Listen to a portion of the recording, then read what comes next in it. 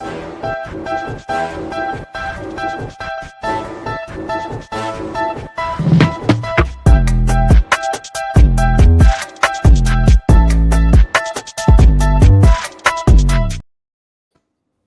everybody. I'm Candid Frank Stanisci, and Gary is our co-host as well. And we have three very special guests today. Rod Humphreys, he's the coach of the Nova Scotia Privateers, and you may recognize him from the Reveski tournament. Zac Carrigan, he's also of the Privateers and does some lacrosse in Brooklyn, Ontario. Brett Draper, also a Privateer and a coach in the Dartmouth Bandits junior team.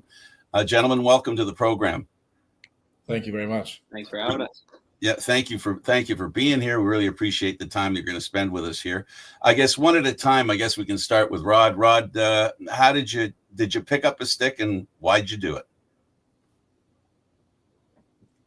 I think we're having a little bit of trouble with Rod's feed okay. there. Well, we'll move on. Why don't we start with you, Zac? Yeah, go ahead, Zac. I started when I was around 7 years old. The World Championships were in Halifax that year, actually. So my dad took me to that, and then I'm in love with it ever since.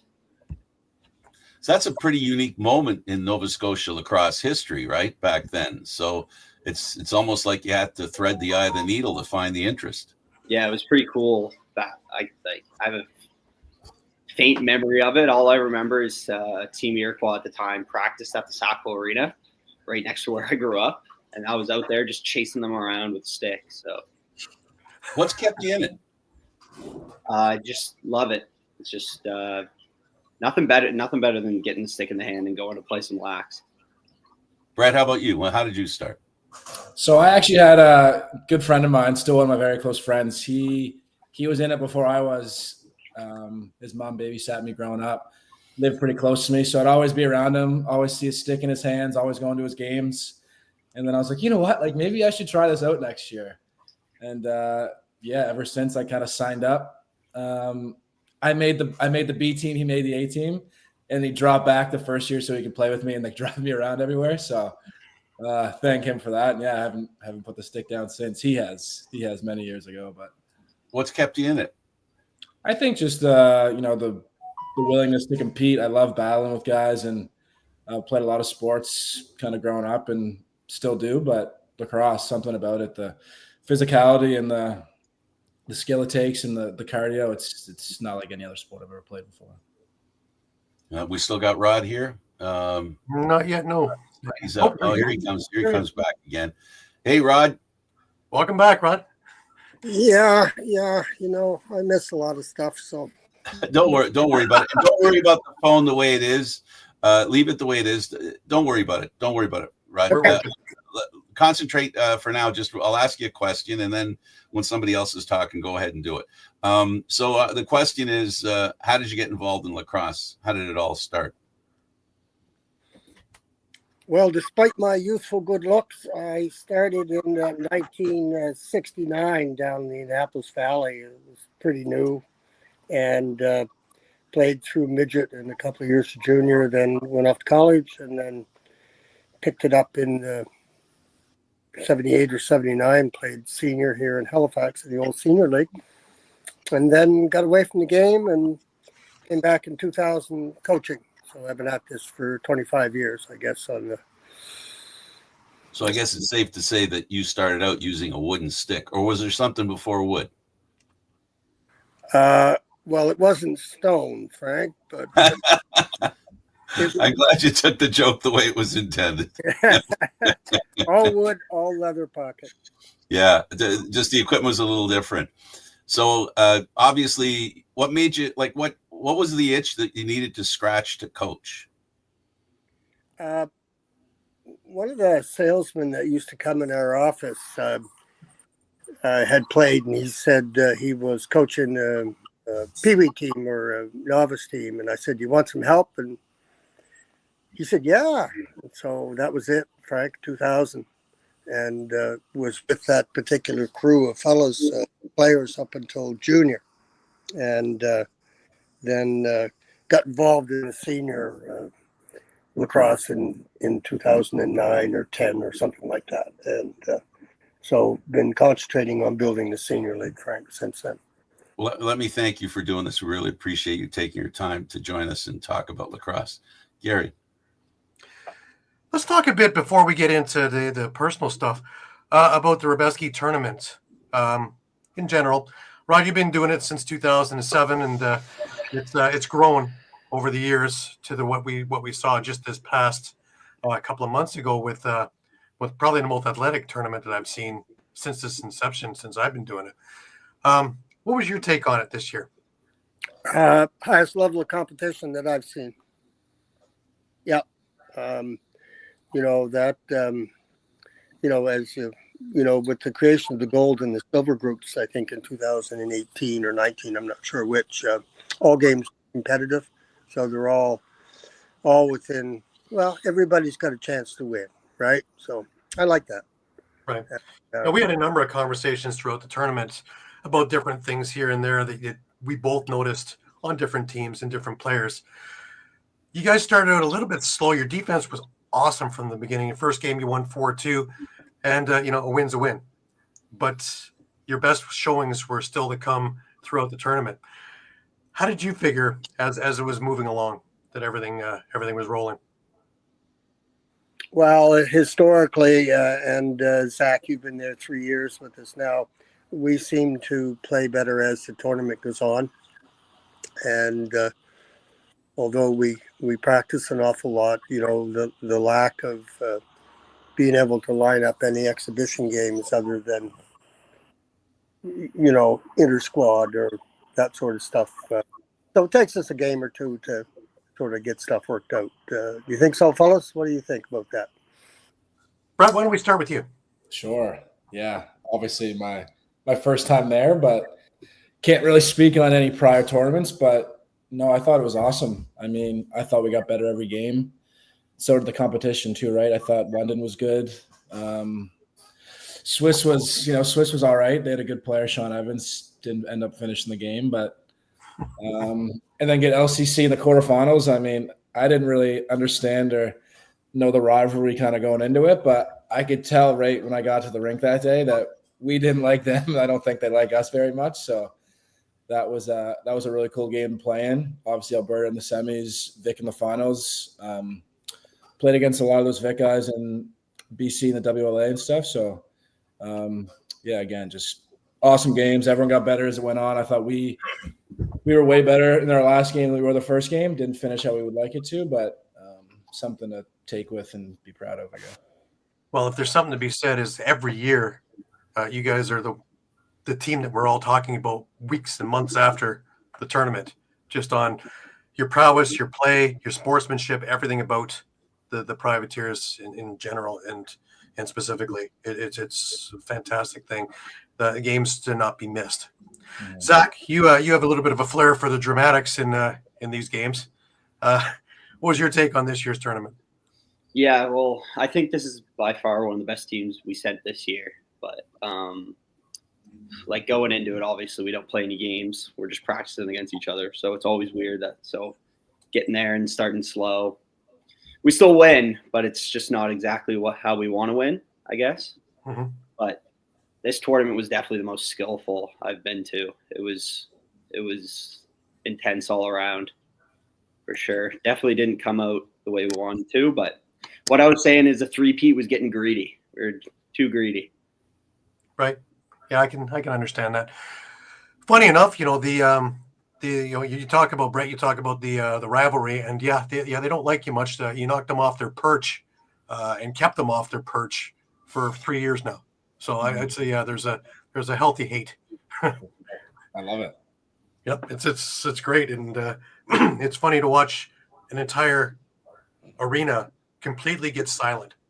And the last couple of years, that's exactly what's happened. You could hear a pin drop by the time you guys are through.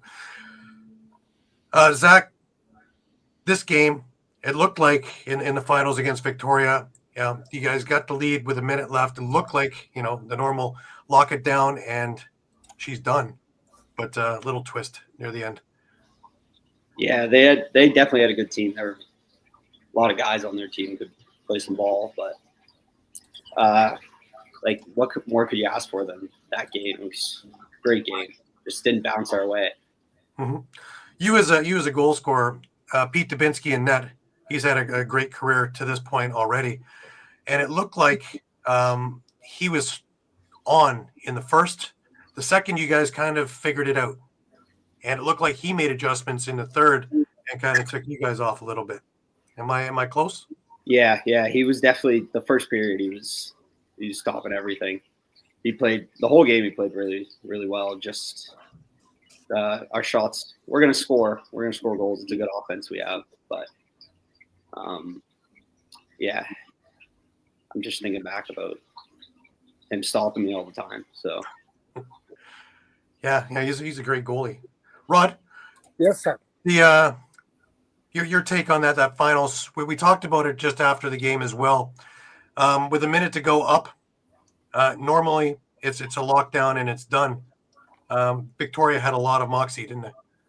They sure did, and like Zach says, they're a good team, and Draper knew what we were up against, having played against most of those fellas. But I think in retrospect, Gary, yes, it was disappointing we didn't go 3-3, but I think it gave a good measure as to what kind of senior B team we actually are. I think if you played that game 10 times, what do you think? 5-5? Oh yeah. There was just be a must-have ticket. No matter where you always played it, because some of the greatest lacrosse I watched from the entire tournament was that one game. Yeah. It sucked to be on the losing end of it, but sometimes you don't always win the best game you've been involved in. Right. Let's go a little bit individual here. Zach, you came up through the Eastern Coast Lacrosse League, and let's talk a little bit about the Sackville Wolves and getting your bearings and developing. Who was most instrumental? Steve Brown, big name out east. He runs the whole Sackville Wolves organization, and he definitely was there. He's been there with me since I was 7 until now, I guess, because when I first wanted to come to Ontario to play after I was finished school, he got me a tryout with the Rivermen. That would have been 2023, yeah. And he was still a big part of why lacrosse is growing so much in Nova Scotia. Right. And you moved along. You went to Mars Hill, North Carolina.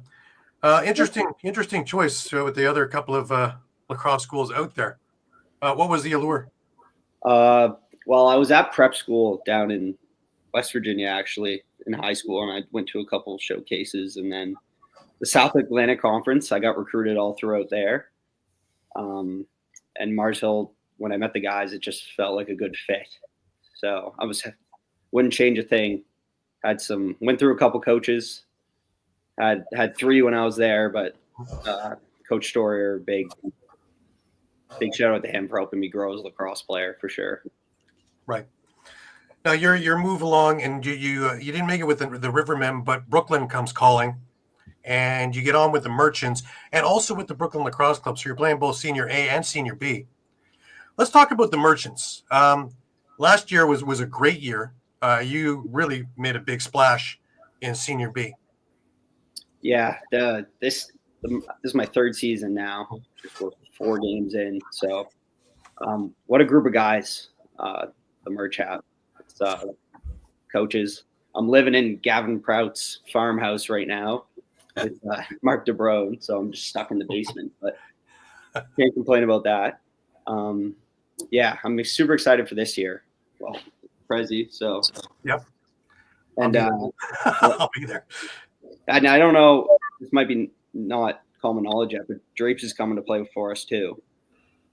Oh, nice. Very excited about that. Bring as many Nova Scotia guys as we can, I guess. Absolutely. I don't know if you can see it over my shoulder here. I've got the 25th anniversary cap there also for the Merchants. Gary Eichel made sure I had one of those. All right, Brett, let's talk a little bit about you. You did junior both in Nova Scotia, and you also came up to Ontario. Yes, sir. Let's talk a bit about both. Sure. Yeah. So I started with the Dartmouth Bandits for my first 2 seasons.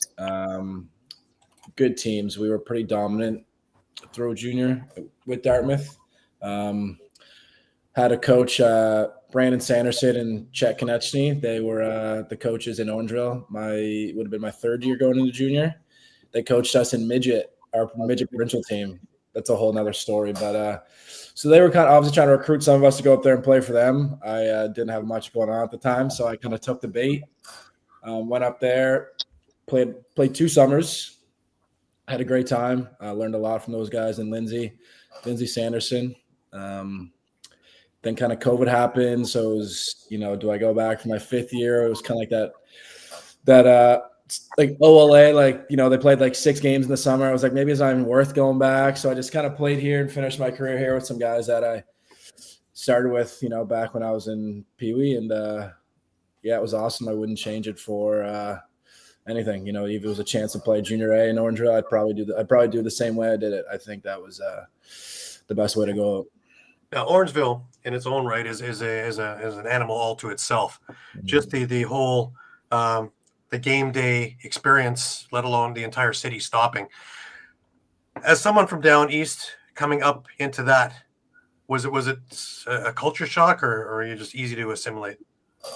I think the first couple of games, once you realized I played junior B, so like not so much our games, but I played some junior A games. I got called up a decent amount. So between the game day, the travel, again, like you said, the whole city shuts down, like the whole town shuts down. Everyone's at the rink.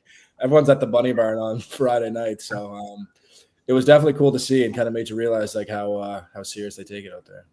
Right. Now, both you guys got drafted into the NLL. My question that I'm always enamored to ask is your first training camp.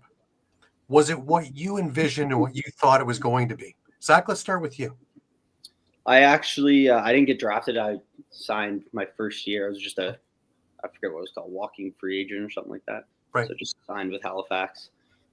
Yeah. Wow. After playing, it was basically that year, full season with A and B Brooklyn. Definitely felt prepared going into it, but seeing Cody Jamieson, playing with him in a training camp, it's just like surreal, really. It's just seeing those guys on the floor and what they can do with a stick. So felt like it was a good experience. I thought I had good camp, but there's only so many spots available. Right. But lucky enough to have that opportunity and hopefully get another shot. Absolutely. Brett, your first kick at training camp, was it what you envisioned? It was harder. Mine was in Halifax, like 2 years after I got drafted. Again, it was like the whole COVID thing. They were still kind of shut down. But I was ready, like I'm in the gym a lot. I train a lot, but I don't know. Like I don't know. It hit me like I don't know. It was the turf, the travel, whatever it was. It was hard. It was harder than I thought it was going to be, but it set me up for like my next training camp, obviously. So kind of knew how to prepare better, but the first one was tough. It was tough. Now you stayed in Canada for school, right? You went to Nova Scotia Community College. Yes, sir. And you stuck around with the Dartmouth Bandits and became a coach. Let's talk about the transition into coaching and doing all that and the other side of the coin. Yeah, it's actually been a lot of fun. I was the offensive coach last year, and then this year I've been lucky enough moved into the head coach role. So it's cool. It's definitely something I've wanted to do for a while. It's pretty cool kind of being able to coach the team I kind of grew up playing with and just giving back the knowledge and, kind of from all the coaches that have coached me between, everywhere I've been from Colorado to Halifax to BC to Nova Scotia. It's kind of cool to kind of bring all that stuff into one practice plan and kind of one philosophy. And, we're trying to win at the end of the day. So it's cool. It's a lot of fun. I'm having a lot of fun doing it. It brings me over to High Tide Lacrosse. And first of all, how did you guys form it? And let's talk about the program itself in general. Brett, while we got you, why don't we start with you? Sure. So it was, I guess it was more Zac's idea. I kind of did some like personal training stuff before, but never under like a name, I guess. And then I want to say it was like 2023, maybe summer. Me and Zac were kind of talking a lot, obviously. And he was like, you know what? Like, I think we should do this. And I was like, that's a good idea. Like, I was kind of thinking of kind of giving a name to what I was doing. And then no one else better to work with than a good buddy of mine. And, he's also a great player too. So it's been going really well. Still a lot to not improve on, but, a lot we have planned kind of down the road and envision. So things are good so far, but I'll let Zac speak on it a bit more. He was the originator of the name. So sure. Zac, why don't we delve a little bit deeper into it? I think, it was September 2023 we first met and talked about it. The name started, me and a couple of my buddies, Ian, Mitch, and Mark, we all coached Team Nova Scotia Field. Mm-hmm. I think it was in Fredericton that year. So on the way back, we were just bored on the whiteboard. I was like, I think I want to start a lacrosse company. And then we're just the whole way, it's like a 4-hour drive. We're just chalking down names on the whiteboard. And then just like, I couldn't even remember what we had on it, but it was hilarious what we were coming up with.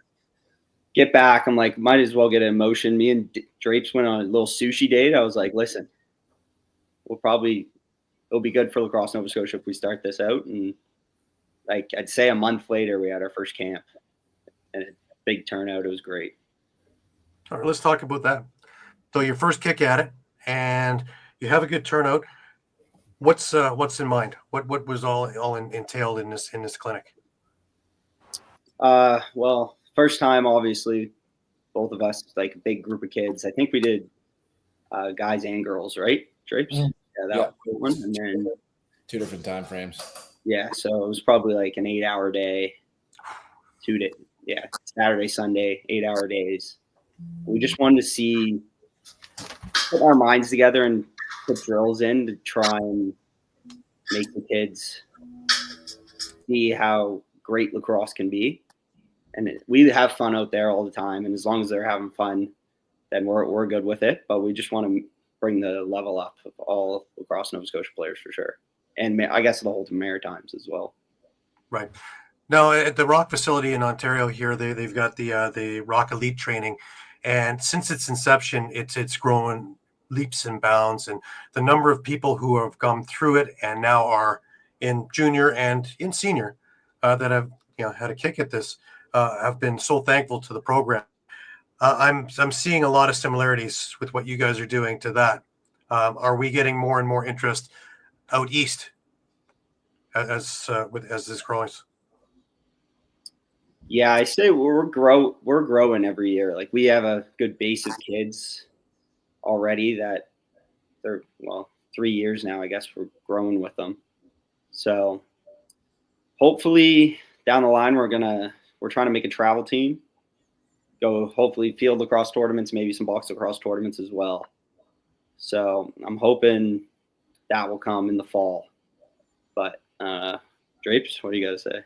Yeah, I think just to touch on that, I think if we get the chance to bring some of these kids who maybe haven't been to like an away tournament or, haven't kind of left the province and played lacrosse, I could think it'd be beneficial for them to kind of leave for, a weekend or a week and go to one of these tournaments and see like how different it is and how different the level of compete is and how serious it is like everywhere else. And I think that's, again, kind of what we're trying to do is not just the skill, but kind of the, shine the light on how, big it is and where it can take you. Obviously, it's taken me some cool places and cool cities and met a lot of cool people. So ideally, I just like, everyone to have that same opportunity. And yeah, it's been a ride so far. Obviously, me and Zac were good friends before, but I think we're, a lot closer than we were before we started doing this. So again, just all the friendships and everything it's bringing is awesome. Right. So do you do separate clinics for field and for box, or do you just mesh everything together? Because obviously the winters can't be too kind to field. No, we do separate. He's the field guy. I have never played an actual field lacrosse game in my life, so I just show up and support however needed. I'll pick the balls up and let our assistant coaches that we bring in that played field kind of help Zac out, and I just push balls for the field ones. So right. Now, I noticed on your Instagram page you also had goalie clinics as well, so you're hitting everything. Yeah. Some of our privateers goalies come out and help us. Again, it's more Cole's show, and we support him how he needs it. And the kids love him. They love being around. I think all of us. It's good. How is it in looking for or kids finding your clinics? I think we do a good job on social media. Again, Nova Scotia is a lot smaller than Ontario and BC, so word travels quick. The lacrosse community is way smaller, obviously. We only have like six kind of centers within the HRM, so everyone kind of knows everybody. Word gets around quick, so yeah, we don't have a problem filling. How much has it changed in the past few years? Like lacrosse as a whole in Nova Scotia? Yeah, lacrosse is a game. I think a lot. I mean, definitely here, at least with the Thunderbirds kind of coming. I think a lot of club presidents could tell you like the impact it had on registration, stuff like that. And even with me as a coach and a player, you can see the difference in, people are more interested. My friends and family that, weren't into it too much, kind of asking me all the questions and wanting to go to games. And I think just everyone in general, not just players here, but I think every person Halifax, Nova Scotia is probably seen or heard of it at some point now if they haven't before. So it's not just about selling tickets. The Thunderbirds games sell the game as well. For sure. Yeah. Rod, you had mentioned before on an interview that we had that you used to go down to Thunderbird games and you used to know everybody. Now, if you go down, basically the guy you came with, and that's about it for how much it's grown. And Zac and Draper and a few of the Privateers. But I knew everybody in the community back in 2003, 2004, and now there'd be 10,500 people in the arena, and I know maybe 500. So that's a good thing. Absolutely. Considering that the program at one point was on its last breath and that it's this big now is really a testament to your staying power and your forthwith, but also to the way it's grown with programs like High Tide that you guys are doing that are hands-on in keeping interest with the kids, the grassroots, which is what I'm always about, because if you get the grassroots, we're growing it for decades, not just for, a year or two. Well, there's a couple of fellows there, Steve Brown and Wayne Fink worked tirelessly through all the lean years. Zac, the kind of time that Brownie gives to the game, and it's people like that sort of keep it in the eye, right? So I'm just riding their coattails, as it were. Well, the advantage, I guess, in lacrosse, the dedication to the game extends past a career and also extends beyond if you're playing. Like this, giving back is something that's very normal in lacrosse, more than any other sport, I think. Is that because of the need or just the love of the game? Personally, it's just the passion for the game, Frank. And these fellows can tell you how nuts I am about this game. And I really enjoy putting teams together, and giving them opportunities. And that's one thing that's important in all this. There's a lot of opportunities in lacrosse to go different places and do different things. And that's what's I preach. Is that not to be negative, but just to understand, what are some of the challenges that you have because you're out in Nova Scotia? Equipment's not a problem. We talked about recruitment. I would say sometimes it's probably systemic, same as it is up your way, guys. Is referees, arenas, that sort of stuff. Draper and Zac are more in tune with the younger crowd. I concentrate entirely on senior now, but from their perspective, it's no trouble finding kids these days, eh? Yeah, the issue with places to play indoors is universal. It goes right across. It's an issue in the whole world, especially because arenas have to be available, right? That's right. And we're fortunate here in Halifax to have the Grey Arena, which is how would you describe it, fellas? A decommissioned hockey rink. And some people say it's dark, and I say it's a big flat spot with boards with no ice in it in December. In the 80s, I did the play-by-play of Toronto Beaches lacrosse, and they played in Birchmount Stadium. Birchmount Arena, sorry. And it would rain the day before. And I think they decommissioned the roof because the next day it would be raining inside the building on a sunny day. So, there are challenges lacrosse players have to go through, right? You play where you can. Yeah. Right. Yeah, agreed. It's I think what do you guys think about that? You're involved in the younger crowd. What are some of the challenges? You go first, Zach.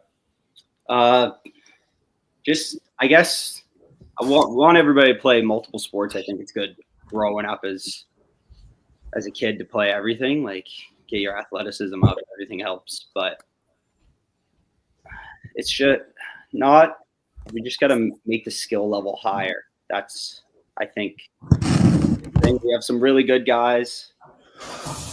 Obviously, like we just need to keep the playing level as high as it can be. So say like some guys want to go away, play in Ontario.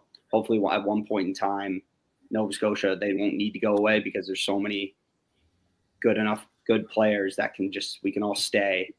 And then everybody's competing, like we could get to Founders and compete. We're finally starting to see that in Alberta now. That league is starting to really get some teeth in it, junior wise as well as for senior B. I'm assuming that's how you want to handle it towards in Nova Scotia. Yeah, and it can't be just one organization. It's got to be everybody, right? Yeah, because you want to establish that the compete level is high enough to hold people in the province, right? Where people feel players feel they can learn something. Mm-hmm. Yeah. The temptation when you're at the top of your game and in a league, the temptation to go somewhere else to be with players that are better than you for you to learn. So it's all about I guess sounds to me like that would be one of the challenges is to make sure the game is interesting as possible for all the players to the point where they think staying is an advantage, not a disadvantage. Exactly. And when we hold High Tide stuff, we're on them. We try and keep it as intense as possible, especially for the older guys. Like Draper will be on them. We've been away and played some really good players, obviously, and we've seen it. We just want to give that to them. And we're like, I can't speak for Drape's. Probably it's the exact same thing. Like chasing, want to play the best guys, obviously, all times. Want to play the highest level you can. Well, having said all that, I know in the sports world, nobody gets more pleasure than throwing on a national jersey, a Team Canada jersey. So there's nothing wrong with going away to play and representing Nova Scotia. I mean, hockey has some pretty good Nova Scotia players, and I'm sure lacrosse will have their share soon. That's one reason I'm sure you guys don't worry about them leaving to go play something like that. It must be a real thrill and also feed your organization locally.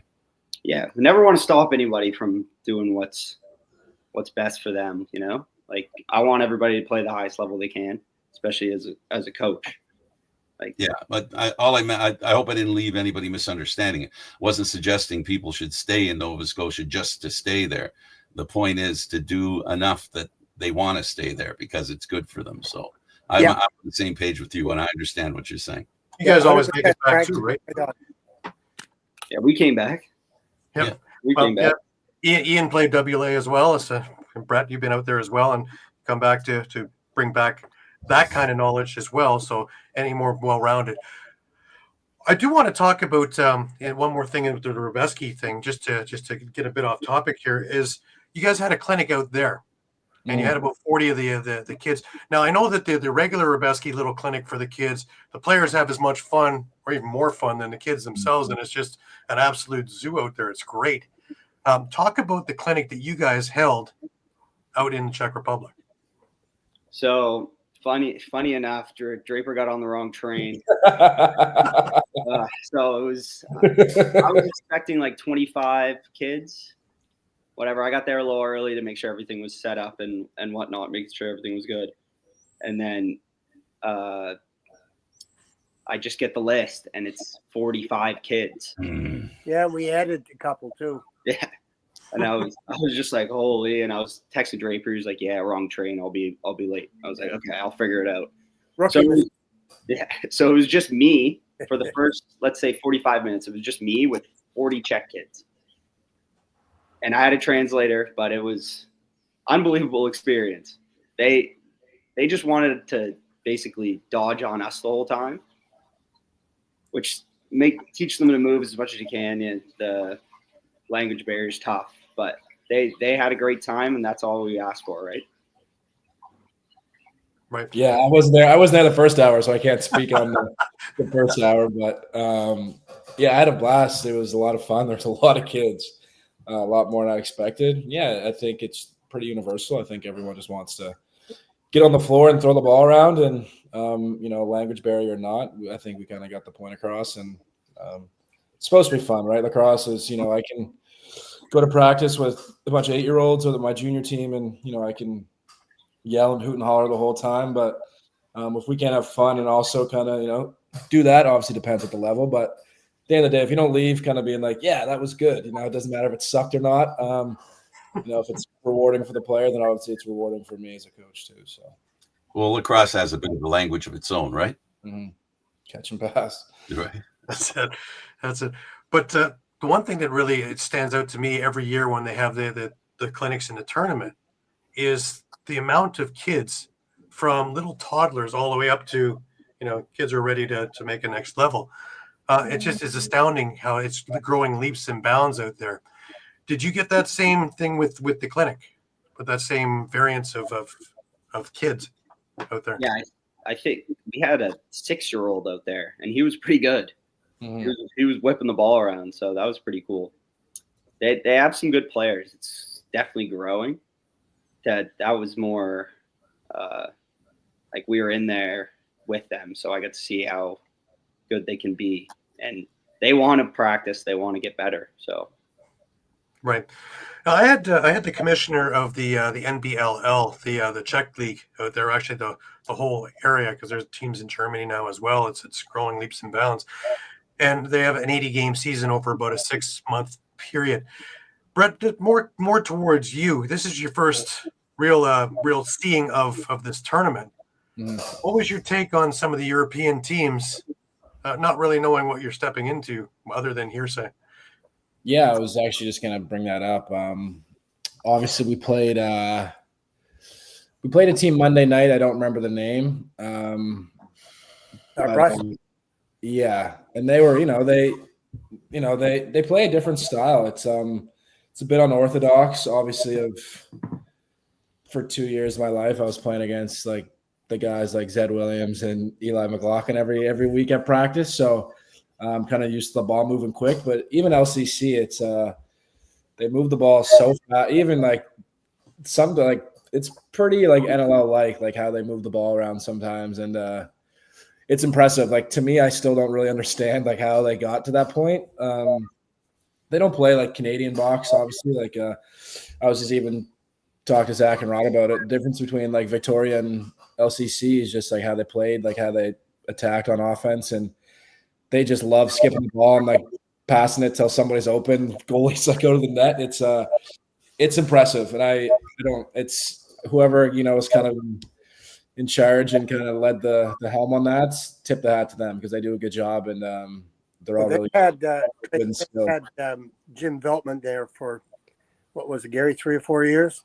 Yep, yeah, that's right. As the national team coach, and so I think you could sort of compare what he did with LCC as to what, or Czech lacrosse as to what Tracy Kaluski did for the Finns, right?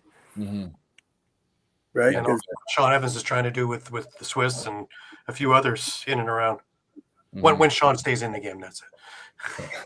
Yeah, it's kind of important. But no, I thought all around it's the environment's awesome. I didn't get to play many of the other European teams. I think we just played LCC and then I guess Swiss, London. I don't know if we're gonna.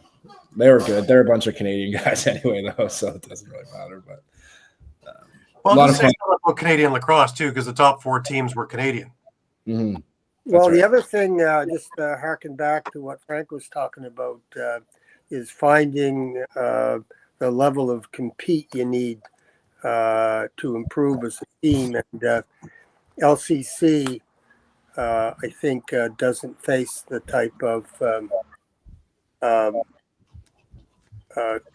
competition like Alberta and Privateers and certainly Tel Aviv can give them, right? With the physicality, I think made a big difference. What do you think, lads? Yeah. I think you go first, Zach. My bad, I'm plugging in. Yeah, it's just that's the big difference is we're not most of the Canadian teams, none of them are scared to just bang around in the middle, get hit, get back up, do it again, do it again, do it again. And the European teams aren't used to that at all. Right. Kind of reminds me a little bit of hockey way back when the Europeans started playing the North American guys and getting beaten around a little bit, and they learned quickly and grew and actually surpassed for a time. And North America has to be careful. If we just rest on our laurels, the same thing could happen in lacrosse. Well, that's not a bad thing, though, guys. I don't see the downside of that, though. Neither do I. I think it's a good thing. No, the winners are us, the fans, getting to watch this level of lacrosse everywhere. And with guys like Brian Whitmer and the stick company out there, really, where they don't have to spend a fortune on getting sticks shipped over right away, that eliminates a lot of the headache equipment-wise as well. Yeah, because I remember when we went there in 2008, 2009, is we brought gear at the behest of various clubs, anything, whether it was sticks, shafts, heads, goalie gear. Goalie gear was the big one. They just couldn't find it. But, XF Sports there has got a full array of equipment now, so they can buy that stuff locally. And to me, the prices didn't seem that exorbitant. I didn't think, for. Yep. I looked at some of that stuff as well, and it looked pretty decent wise and decent equipment, decent price. So, yeah, they're stocking up now, so they're starting to move forward. Plus, Zach, you can attest to some of these things and some of the games that got canceled last year for the thing a little bit. And here you're playing in torrential downpours, where I've watched refs take their helmets off because they can't see through the visor, and you guys are still playing. Yeah, sorry, you cut out there. The dedication to playing, and in the Rubeski, there were a lot of games canceled, and then you had the situation where guys were taking their helmets off because that was a better option than not being able to see. Yeah, I haven't played where we've got some rain, but I haven't played when it's that bad. It's definitely gets slick out there. But rain or shine, any of the guys will play for sure. I had a lot of fun. I think that was the funnest game I've ever played in. The game against LCC when it was like raining sideways. That was so much fun. I would do that. Every year. One game, maybe not like the three. But I had so much fun. Like obviously, it's like it sucks. It's pouring. You're cold, but once you realize that everyone's doing it, all the fans, all the other team, all of your teammates, it's like all right, I can suck it up for an hour and go have some fun. And yeah, it's slippery and yeah, it might be a little unsafer than it usually is, but I thought it was sick. I thought it was unbelievable. I had so much fun. That's different. And what's coming up is the Olympics. Gary, we haven't had a chance to ask them about the Sixes and how they feel about the Sixes and the Olympic experience that's ahead of them. Okay, Zach, let's start with you. What's your thoughts on? What's your thought on the Sixes and the Olympics? I haven't really dove that much into it, honestly. I've seen obviously clips. I've watched a little bit of it. I think it's a good way. It's a good way to get lacrosse into the Olympics. Sixes is super exciting. I'm just thinking about back in university when we did drills, like West Jenny on the field like that. That's all it is, up and down, up and down, up and down. You're getting your best athletes out there. So it is very entertaining to watch. And hopefully down the line you get more structured, like 10-on-10 field lacrosse, We'll hope. But take what you can get, right? Yeah, we're assuming here when we've spoken to a lot of players and coaches and managers, the assumption is that the six works because then you don't have the competitive imbalance because some teams are that less deep than others, right? So if you have 6 of the top players everywhere, the difference ends up becoming a little less and it's more competitive. Yeah, I've seen clips like Team Japan, and they got some guys that can just run up and down the field and they're competing. So. But to have the Olympics, I guess, less concentrating on the 6s. What I should have said more is how important you guys think it is that it's part of the Olympics now. Lacrosse is part of the Olympics going into California, LA. Yeah, it's huge. Definitely huge for lacrosse. You want it to grow as much as it can. So I'm over the moon about it. So exciting. I'm excited to watch how that turns out. I bet there'll be some shakeups in some of those games too. Oh, I believe it. Especially, well, we had Bob DeMarco from World Lacrosse on, and he explained that you can only have 10,000 people altogether into the Olympics. So one of the reasons that 6s was born was because they couldn't carry a field team with 24 players and coaches and trainers and things like that, and have more than 3 teams there, right? So in order to have enough teams to actually make it competitive, you'd have to dumb it down to 12 or 15 players and a couple of coaches and things like that. And really, any way you get it in, we can always teach tradition after the fact. It's to get 280 more countries to take a look at it.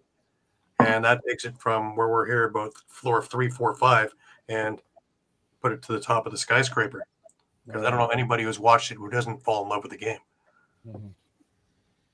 I didn't know that. That's pretty interesting, actually. Yeah, I think the same thing happened with the rugby 7s as well, wasn't it, Gary? That's part of it. Yep, that's exactly the model that they put after it to show how it would work. It doesn't change the game per se, but it can fit it into the Olympic Committee and what they can go back and tell all the other sports and things like that are limited to what they can do. But anyway, we can get it done. You guys are in cutting edge because being coaches and being still young players, 3 years down the road, your development could thrust you into this too. Yeah, I got some heritage elsewhere, so I'm going to see. Obviously, I don't think I'll compete on the Team Canada roster, but maybe I'll see if I can slip on another team somewhere. I haven't looked too much into it yet, but because the experience itself, I think, especially being the inaugural one for years and years and years and years and years, is going to be one to be really one to keep as a memory, especially being in LA. And that the Rabel, all the Hollywood producers are trying to figure out over these next couple of years.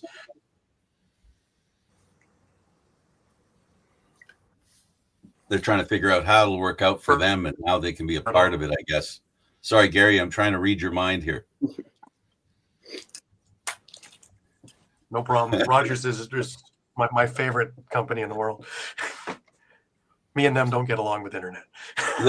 I guess the point is, guys, that with the Olympics, right, there's no guarantee that it'll happen again. But the point is, this is an opportunity to see how the world embraces the game of lacrosse. And if it hikes up the interest enough, it'll come back in the Olympics. But even if it doesn't come back in the Olympics, this experience might be a chance to give a lot of countries that already have lacrosse a chance to expand their interest in it. And then maybe invite a couple of new countries that maybe haven't seen it, that see something that they want to enjoy. And the one thing's for sure, having talked to 99 out of 100 players, coaches, GMs that have picked up a stick, it was that first moment when they saw it that drew them into it. It didn't take long. And that's what you've got with the Olympics. I think you have that moment where you get that lightning in a bottle where somebody sees something and because it's so different and so unique, people gravitate to it right away because they know it's unique and the chances are slim that they'll get a chance otherwise, right? It's so new to people.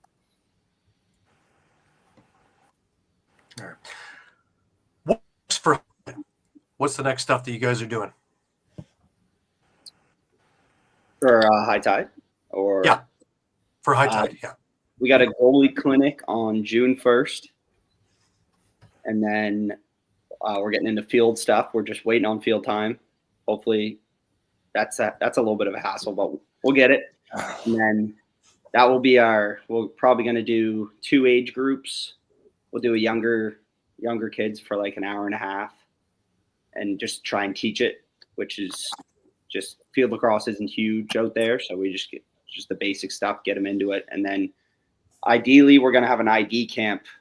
So we have and then get our tryouts in for our travel team so we can do something in the fall. Right. Brett, anything to add on it? No, I think that's it. I think a big thing for us now is, like we talked about earlier, the hardest thing with lacrosse here is, I guess, anywhere, is trying to get the field and box time. So we experience that all the time. We're experiencing it firsthand right now. But I think even when we first started talking about High Tide, obviously the end goal, maybe not the end goal, but a big goal of ours was to, you see like the Fusion West and BC, like Kevin Crowley and, all the stuff in Alberta and Toronto, all these travel teams. And to be able to kind of give that to the kids here. And, I not necessarily didn't have a chance to do it when I was younger. There was one when I was like 11 that I went to Boston with one time, but like kind of a joke, it was like kind of a joke. Like we didn't practice. So I'd like to kind of give these kids, that opportunity, again, to showcase and bring them around and show them how different and, popular and the skill gap is, really and truthfully. Not that we don't have a lot of good players here. I think the biggest thing is just the IQ and lack of knowledge of, the game at the higher level is kind of what holds these kids back. And I don't think it's too much the skill, especially in the box game, but just want to be able to do this for these guys, really, and kind of bring them around and give them that opportunity. So we're excited to do so. Well, don't be afraid to reach out. I'm more than happy to help market for you guys and get the word out. Get it spread all over the place for you. More than happy to do that. Rod, what's next for you? We got the senior league going on now, and that goes until first week in August or so, and take a couple of months off and start back up with the Privateers, and sort of do a little hindsight thing and what can we do better, what did we do wrong, and I think talk to most of the fellas and that we're just going to work that much harder, Gary. So that's the way I say it. These fellas, I think, are pretty pumped to do it again, and we'll just keep working at it. Absolutely. I want to thank you especially for the jersey, because it's a prize piece behind me. I absolutely love it. But Amy made you wash it, right? Love it. Looks great there, doesn't it? Yeah, she made you wash it, eh? Oh yes. That thing I never saw the light of day before it got into the wash. Yeah, it was in, I think 3 plastic bags into the carry-on. It wasn't going anywhere near the other stuff either. Hey Gary, nothing stinks like lacrosse gear, I tell you. That's it. A peculiar odor, man. All has memory though. All has memory and all has reasoning. Guys, I want to thank you. I want to thank you very much for taking the time and discussing everything with us, from your programs to your plates. So Brett, you're coming up into Ontario soon. Are you to play with Brooklyn? Yeah, I'm playing some games in the senior league here now until I have to transfer my rights. I don't have the exact date on me. It's like mid-June. I got to come up and play a couple games. I think June 7th. X amount of game. He knows it better than I do. There's a couple games, like I think I have to play like 4 in the regular season to kind of qualify for playoffs and President's Cup. So I got a couple weeks here playing and messing around in this league, shooting the ball more than I should. So I'll be up sooner than later and looking forward to it. Excellent. And Zach, how's it like with turf finally over at the Iroquois Sports Complex? Oh my God, what a dream! It's nice. I can't wait. That place is great to play at to begin with, and now it's just I'm getting run over and I'm not hurting as bad. Right. I'm a concrete guy. Great. Is that a hot take?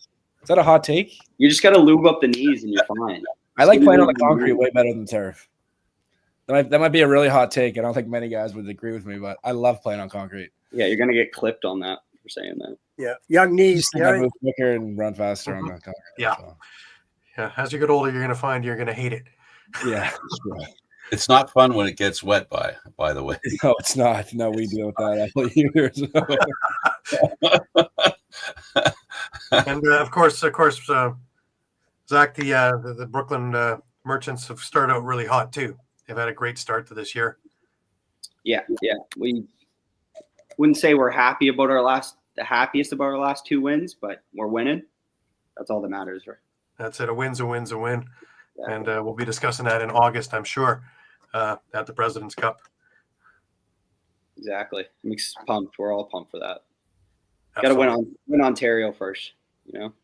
Yeah, one step at a time. But, you know, I have faith. I thought you guys looked great last year. And this year so far, you're wowing me from what I'm seeing. So, yeah. It's going to be a good summer. A lot of good guys, yeah. It's a good team. Well, you got a bunch of Gales there too, right? So, goddamn Gales. Here we go. Here we go. Rod's been trying to peel the green off of me for a couple of years now. So Yeah, there though. We got that black one there hanging behind you, so that's a good start. Absolutely. You friggin' guys bleed green. It's true. It's true. You take a look at the alumni and yeah. But anyways, I want to thank everybody for taking the time to come out here and talk about everything. Wish you all the best through your summers, and look forward to seeing you all through the summer. And hopefully, Rod, you make it up here for the President's Cup too.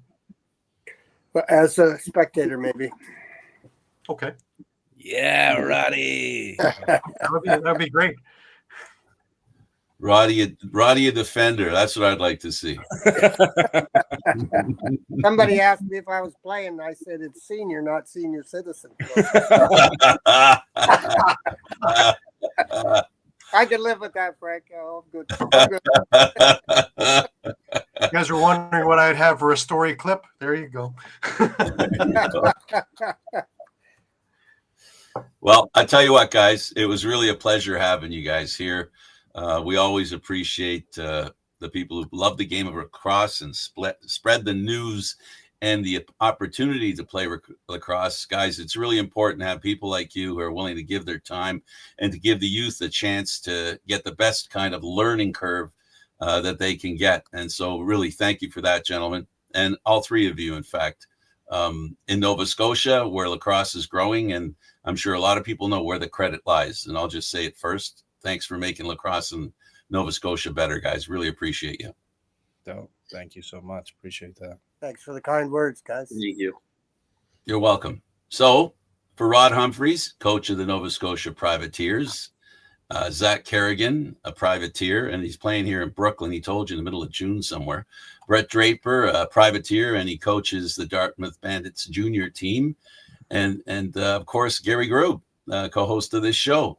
On behalf of them, I'd like to say thank you for watching, and join us again next week for an NLL Lacrosse Talk, where we love the game of lacrosse and we share it with the people who love it as well. Thanks for watching, everybody. Pick a stick up and check it out.